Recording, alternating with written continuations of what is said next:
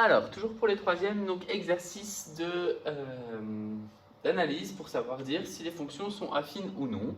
Et dans le cas où elles sont affines, donner les coefficients. Comme ça va nous permettre, notamment dans les exemples H et K, de vérifier si vous savez encore développer une expression. Puisque le prochain chapitre va être la factorisation, donc du coup la machine arrière du développement. Donc, il va falloir se souvenir comment on développe. Il va surtout falloir se souvenir de ces identités remarquables, parce que là encore, si vous étiez en classe, il y en a un certain nombre qui les auraient mangés. Donc, c'est important de faire une petite piqûre de rappel sur le calcul littéral et en même temps de vous présenter un exercice qui faisait partie d'un petit contrôle que je vous aurais donné si on était en classe, en temps normal, petit contrôle de connaissances sur les fonctions affines. D'ailleurs, au final, si je devais reprendre l'exercice 1 et l'exercice 2, ça pourrait très bien être un petit contrôle de connaissances sur les fonctions affines. Donc comme ça, vous pourriez vous tester, savoir est-ce que j'ai réussi ou pas. Donc en gros, les deux exercices, alors celui-là un petit peu moins de points que le précédent, puisqu'il y a un peu moins de choses, mais ça sera à peu près du 7-13 en termes de barème, plus des petites questions de cours s'il faut pour compléter les points. Mais voilà, globalement, ça a été tiré d'un ancien contrôle, parce que ça fait rappel tout simplement au tableau du cours. Dans le cours, on a vu un grand tableau dans lequel on précisait est-ce que la fonction était affine, constante linéaire ou non affine et les coefficients. Alors là, je vous demande juste affine ou non affine, mais on pourra évidemment se poser la question, dans le cas où elle est affine, est-ce qu'elle est en plus linéaire ou est-ce qu'elle est en plus constante? Donc ça, la question là, on se la posera et de toute façon, ça va se retrouver dans les coefficients. Donc je rappelle qu'une fonction affine, c'est une fonction qui est du style f de x égale ax plus b. Donc la première, on a moins 2x carré. On a vu dans le cours que dès qu'il y avait dans le résultat final et le résultat développé un carré, je dis bien dans le résultat développé, parce qu'on verra que dans le H, ce n'est pas le cas, la fonction, c'était tout simplement une fonction carrée que vous étudierez en seconde. Donc la fonction carrée, ce n'est pas une fonction affine, même si en effet, c'est bien x fois moins 2x, mais moins 2x, ce n'est pas quelque chose de constant, c'est quelque chose de variable qui dépend de x. Donc la première fonction n'est pas affine. Et si elle n'est pas affine, on n'a pas à donner de coefficient. La deuxième fonction, g de x égale 3 plus 5x. Alors certains, et j'espère que ça ne sera pas le cas pour vous, vont faire l'erreur d'additionner 3 plus 5.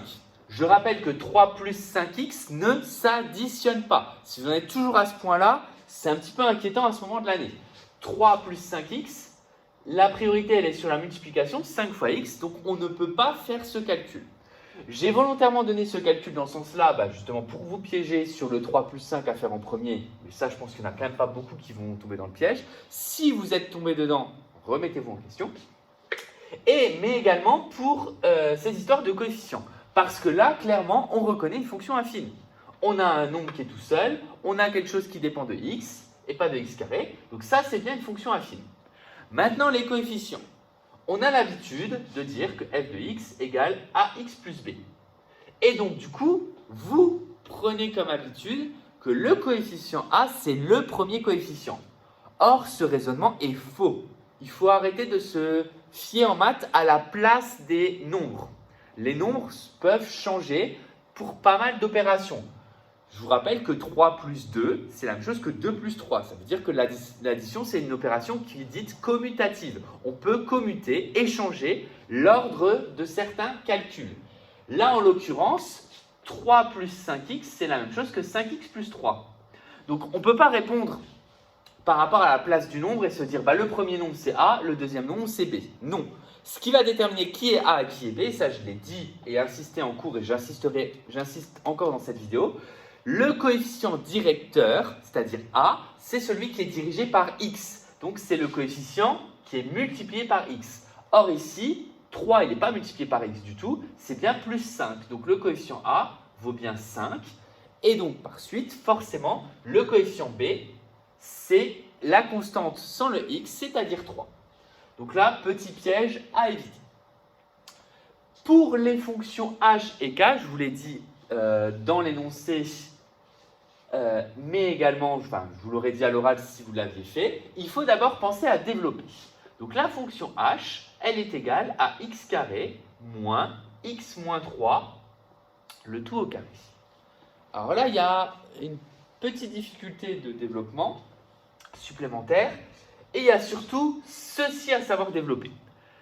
Je serais quand même curieux de savoir, et je pense que je vous poserai la question quand on se verra en audio ou en visio, le nombre de personnes qui ont réussi à développer, sans trop s'aider ou se faire aider, ce calcul-là. Parce que ce calcul-là, c'est une identité remarquable.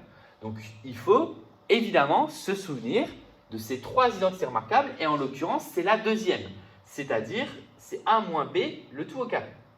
Alors, j'en aurais interrogé un au hasard. Allez, par exemple, Lisa, tiens, puisque tu lèves la main. Donc, a au carré, je t'écoute. Ensuite, moins 2 fois a fois b, plus b au carré. Très bien, Lisa. Donc, évidemment, j'interroge dans un premier temps quelqu'un qui sait, c'est plus facile pour avancer. Et là, je parle tout seul, c'est génial de faire court devant une caméra. Donc, on a x carré moins, entre parenthèses, x moins 3 au carré. Ce résultat-là, je dois le mettre entre parenthèses. C'est-à-dire que j'ai x carré, je vais appliquer la formule du coup donnée. C'est donc, ce qui joue le rôle de a, c'est x, donc moins x carré. Ce qui joue le rôle de b, c'est 3, et attention, c'est pas moins 3, donc j'obtiens bien moins 2 fois x fois 3, le tout plus 3 au carré. Donc là, vous avez tendance, quand vous utilisez cette identité remarquable, à rajouter des moins. Or, dans la deuxième formule, vous voyez que le moins apparaît ici, et donc on considère que b est positif. Donc, ce qui va nous donner x carré moins, entre parenthèses, tant que la parenthèse n'est pas calculée, je ne la casse pas, ça fait x carré moins 6x plus 9. Et donc, pour réussir à finir ce développement, il y a encore le moins à distribuer dans la parenthèse, c'est-à-dire une parenthèse précédée d'un moins. Ce qui va se passer, c'est que ça va inverser. Je vais prendre l'opposé de la parenthèse, donc je vais prendre l'opposé de chaque terme qui compose cette parenthèse, c'est-à-dire distribuer le moins. Donc ça va donner x carré moins x carré, si je distribue le moins.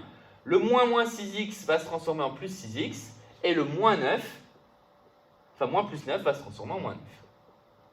On obtient donc que les x carrés se suppriment, et il reste donc 6x moins 9. Une fonction qui aurait pu paraître une fonction carrée au départ, finalement se retrouve bien être une fonction affine. C'est pour ça qu'avant de répondre, il faut toujours essayer de simplifier au maximum l'expression de la fonction. Donc là, c'est bien une fonction affine. Dans l'ordre là, j'espère que personne ne se trompe. Le coefficient a vaut 6, le coefficient b vaut moins 9. De la même façon, la fonction k de x, alors là un peu plus simple, c'est de la simple distributivité, c'est 2 parenthèses 3 moins x plus 2x. Je dois donc du coup casser cette parenthèse pour pouvoir simplifier l'expression. Pour la casser, je vais donc développer le 2 à l'intérieur de la parenthèse. Ça va me donner donc 2 fois 3 plus 2 fois moins x.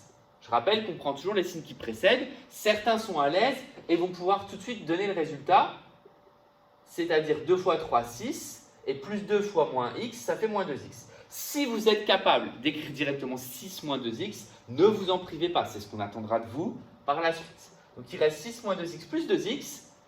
Cette expression n'est pas simplifiée au maximum, puisque je peux encore simplifier moins 2x plus 2x, et il reste donc du coup juste 6. Que dire d'une fonction qui vaut toujours 6? C'est une fonction affine, puisqu'elle est constante. C'est comme si c'était 6 plus 0 fois x. Et donc, du coup, ça veut dire que ces coefficients, le coefficient a vaut 0, le coefficient b vaut 6, et le fait que le coefficient a vale 0, ça indique qu'en plus d'être une fonction affine, c'est une fonction constante. Je rappelle qu'une fonction constante, c'est une fonction dont le résultat ne dépend pas de x. On peut lui appliquer n'importe quel x, il s'en fout, ça vaudra toujours le même résultat, c'est-à-dire la constante, en l'occurrence ici 6. Voilà un petit peu pour ce qu'il faut savoir sur les fonctions affines. Donc si je fais un peu le point sur tout ça, et ça permettait en même temps de revoir un petit peu le cours, parce que j'ai vu avec vous, normalement tout le monde est à jour sur les fonctions affines, ce qui signifie que je vais bientôt vous contacter par le NT pour vous fixer un horaire de visio, de petits contrôles sur ces fonctions affines qui ressemblera très probablement aux deux exercices qu'on vient de corriger là. et ou peut-être un exercice type brevet, je ne sais pas, je verrai. Mais dans tous les cas, je vous en redonnerai quand même encore un avant à faire, notamment un exercice type brevet. Donc, ce qu'il faut savoir, il faut être capable de reconnaître une fonction affine, donc trouver ses coefficients, un peu comme dans cet exercice. Donc, développer peut-être des expressions pour réussir à dire si elle est affine ou pas. Ensuite, voir en lien avec des problèmes de calcul. Une fois qu'on manipule bien, qu'on sait reconnaître des fonctions affines, linéaires et constantes évidemment, image antécédent, parce que ça va de pair, c'est des fonctions, petite révision sur le premier chapitre sur les fonctions, donc il faut bien maîtriser le calcul d'image d'antécédent. Donc calcul d'image, je remplace x, ça me donne une valeur, calcul d'antécédent, je résous une équation, ça me permet de trouver la valeur de x au départ. Ensuite, une fois que ça c'est maîtrisé, il y a la partie graphique. La partie graphique, être capable de rédiger, de faire le petit tableau et le tracé d'une droite. Donc ça fait 3 choses à faire pour la partie graphique. Et ensuite d'être capable, et alors là c'est là où on va un peu plus loin dans le brevet, d'analyser une fonction qui a été tracée.